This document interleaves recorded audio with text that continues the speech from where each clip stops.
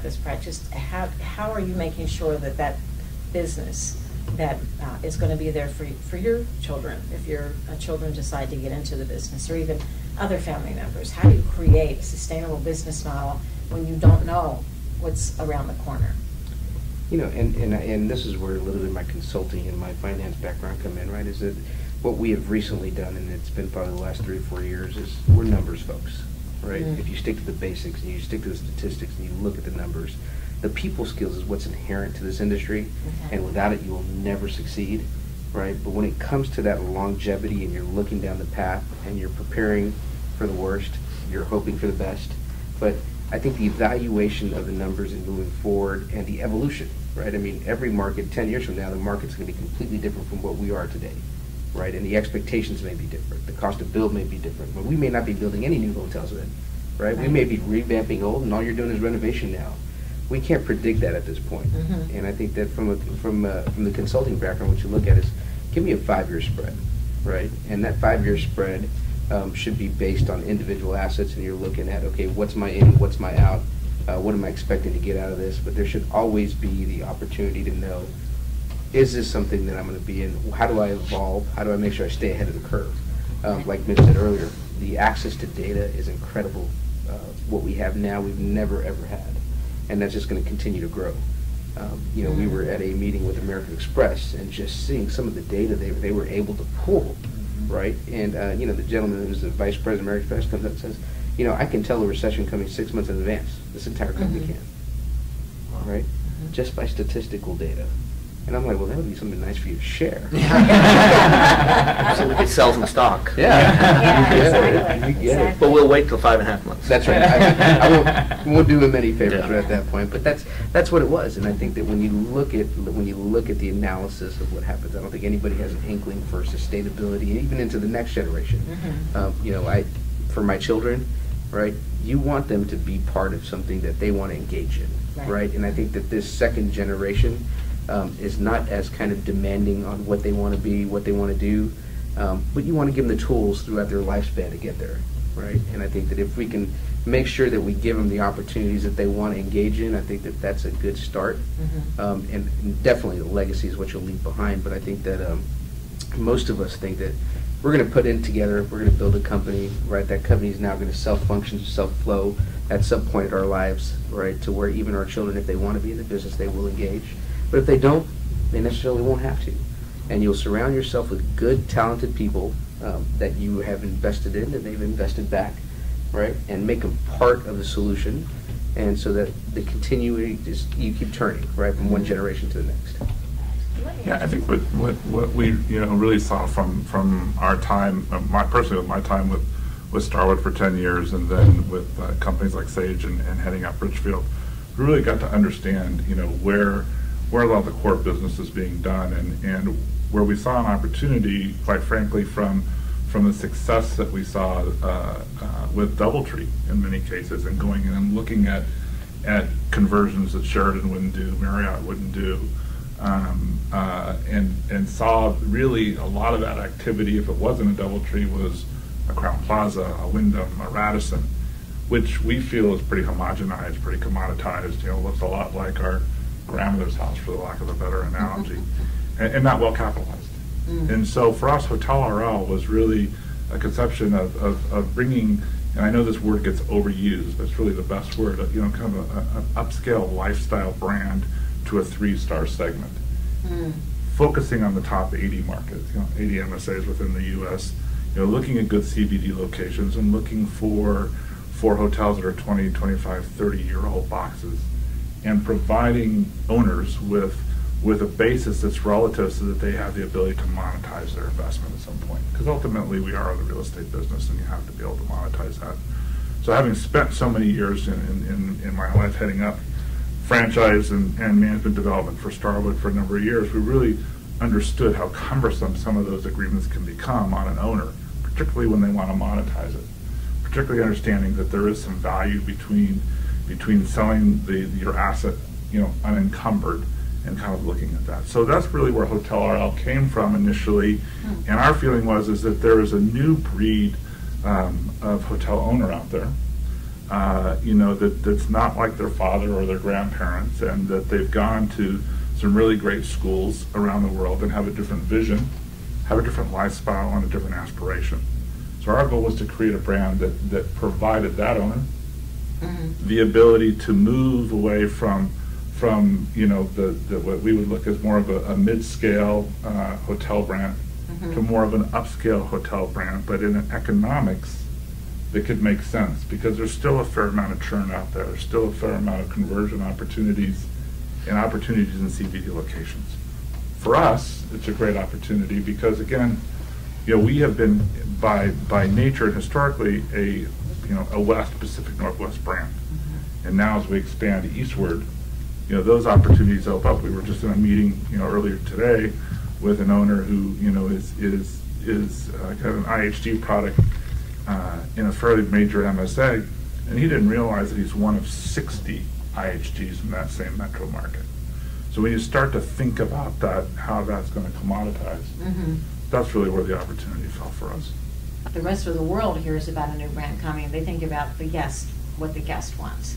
But when it comes up, you've worked for several years on this canopy concept, it has to be attractive to the owner. It has to be attractive to the investor first. Right. And so explain a little bit about that, like some of the things you considered. Well, I think we actually had the same consultants as the Red Lion folks, so a lot of the things you were talking about are almost right down where we are as well. It all comes down to the owners have got to make money, and if they're not going to make money, they're not going to buy your brands, and then whatever you come up with is just going to be worthless. So in anything we do, we're always thinking first, all right, so we want to get into lifestyle, we want to do it right, we know what the customers want, now how do we develop a box and a model that can be profitable to the owners? And so our lifestyle position is going to be in the upper upscale segment. Okay. We agree, lifestyle kind of moved way up into the luxury space very quickly. And one of the things you find is a lot of them have great bars, great lobbies, great restaurants. You get up to the room and the whole thing falls apart. So the rooms are horrendous. So we're going to bring it back down into the upper upscale segment, a good room, a good lobby product, a very local flair, but with all of that geared to a return on equity. And you always throw a new brand out there. You've done the research. Now you got to find great owners to help it work for you, and that's what we're in the process of doing right now. And I'm just thinking, from my end of a media person, I mean, telling that story and telling your story to keep people from going to more lifestyle brands. It's like, yeah, but they're not really the same thing. Letting people know the difference in the two, that there are so many choices across the landscape to what you want to invest in. And, maybe a canopy and an RL hotel. I mean, depending on, the area that you're in and that kind of thing. Really what a hotelier wants is what does that guest want? What is that ultimate, that guest experience? And can you elaborate a little bit on that? The new brands are coming in, but what do you think? What does the guest truly want? And I think a lot of the conversations that we have nowadays are more about that next guest, right? Which are the millennials, and the planning has already started. And we're probably a couple of years away from the fruition of mainstream business travel, especially within that group. But we hear a lot of different conversations about, well, they want this, and they want a lifestyle brand. They want to be in this sector. They want to be up here. They want to feel this. And honestly, to tell you the truth, and I think Ravi can probably vouch for this, is at the end of the day, I think they just want a good experience, and they want to be, I guess, stimulated in a way that they haven't before, right? So when we look at products and being out there and wanting to go stay somewhere, I think it's every individual component, right, really is going to bring the natural flavor. But I don't think we can box it in one solution that works everywhere, right? I think it has to be a solution that's a little flexible at some points to add the flavor and the touches that many expect or kind of want to see, or just something that's out of the box and just a wide array. Right? Mitch said something earlier, and I think that really portrays to what we're talking about, is that he builds nicer than the standards that are in place. That the quality of product you put in place may not be the exact box that people are used to seeing, right? But with the social media effects and just a simple touch or a simple one experience that could last just 10 seconds to one of these new travelers is going to make that impact, and they're going to tell somebody about it. And when they come back, they're going to come back and stay in that location. But how do you get that concept throughout the U.S. on a global market scale? I think the brands are doing a good job of getting close, right? And I think that there's different aspects to a lot of these new brands that are gonna pertain, right? But I think that there still has to be a small component of it that's individualized, right? That they're allowed some flexibility to bring in local flavor, local touch, whether it's market studies, right? And whether it's messaging that you have to figure out on what you're seeing particular to an area, and have a consultant that comes in and says, okay, you want to build this new concept in this city, this is what I would recommend for you as far as what we've seen. Now give it that little added touch of flavor and I think you'll be good. But the consistency in the brand standards, right, is still something that everybody needs, right? And that will maintain the value of each one of these new brands down the road and the return for everybody, right? I mean, the last thing that we want to do as owners is invest in something where there's no clue on what's going to happen tomorrow with another location down the street, right? So I think from an ownership side, I think you need some consistency, but there needs to be a small aspect, whether it's 10%, that you have to have some flexibility. What about you, Robbie? What do you think the guest wants? Sure.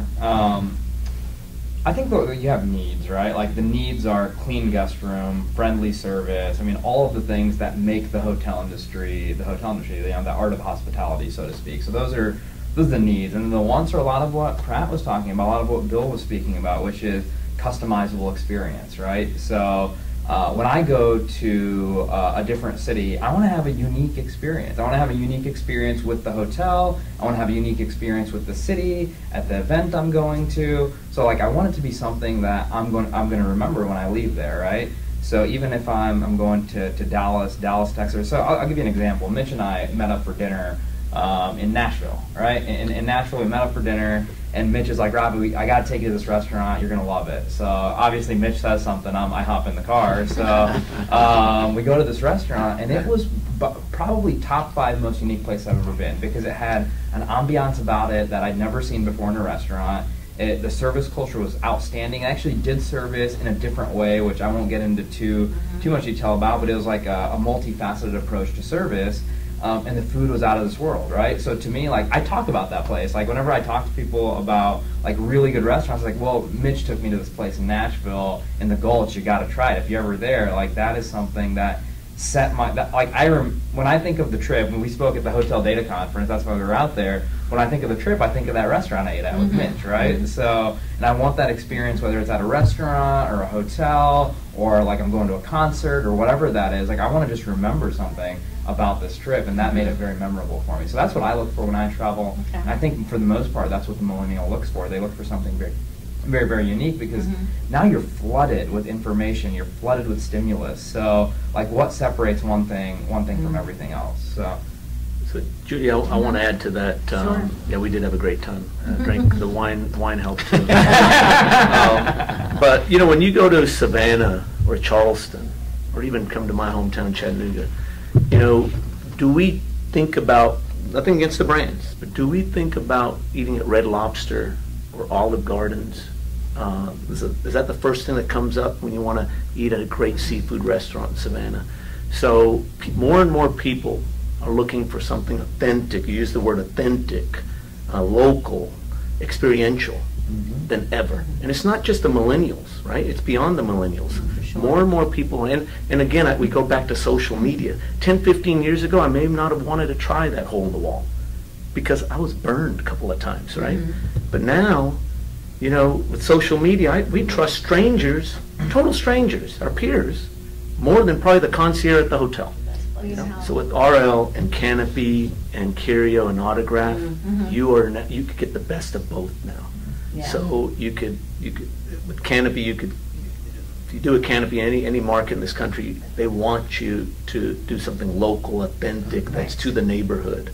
And even if it's to the food offerings, right? In Tennessee, it might be whiskey and Kentucky bourbon, right?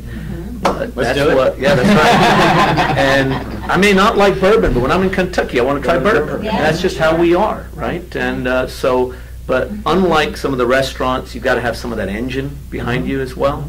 And that's what the soft branding and even some degree the hard branding is allowing us to do. I know this could take up a whole other hour of conversation, but just touch on it if you don't mind. Mitch, give this back to you. Technology in the hotel space. you know, it's going forward, you know, the new brands and all of this. Again, your company was pretty prepared. I had written about you guys, you know, basically putting in more bandwidth than necessary at, you know, at some of your newer hotels, but thank God you did that because it's all used up. You know, it's in demand now, that kind of thing. So again, just, I mean, we all know it's important, but what would you say maybe would be the top thing? Is it bandwidth mostly that you need in your hotels, or is this something more, much more sophisticated than that?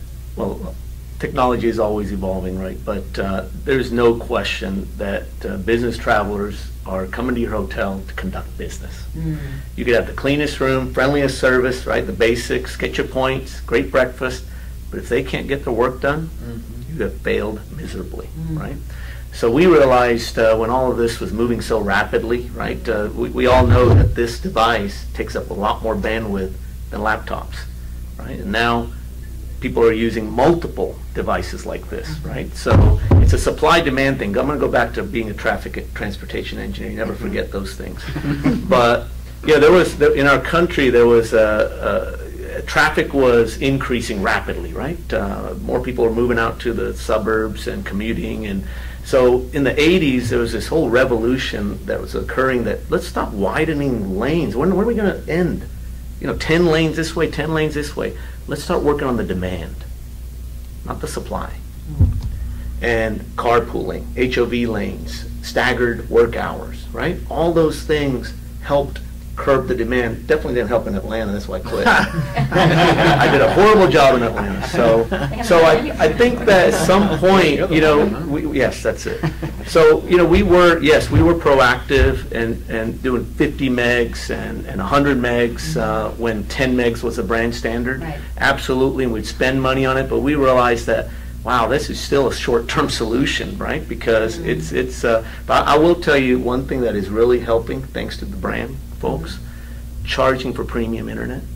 It's not an income stream. You'll see that you make very little money on it, but you're discouraging the folks that are using most of your bandwidth, streaming movies and whatever else, and that's what you're so it's a demand supply thing, like the traffic issue, and what we're doing is we're helping curb the demand now by introducing premium internet and so forth, because you sure can't tell people to only bring one device into a room and those kind of things.